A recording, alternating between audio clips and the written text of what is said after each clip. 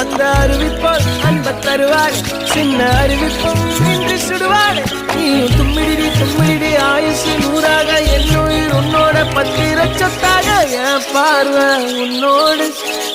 பொம்மை கண்ணோடு பேசாமல் என்னோடு நாம் மிதந்து போவோம் காதார அடியானோ நான் தாங்க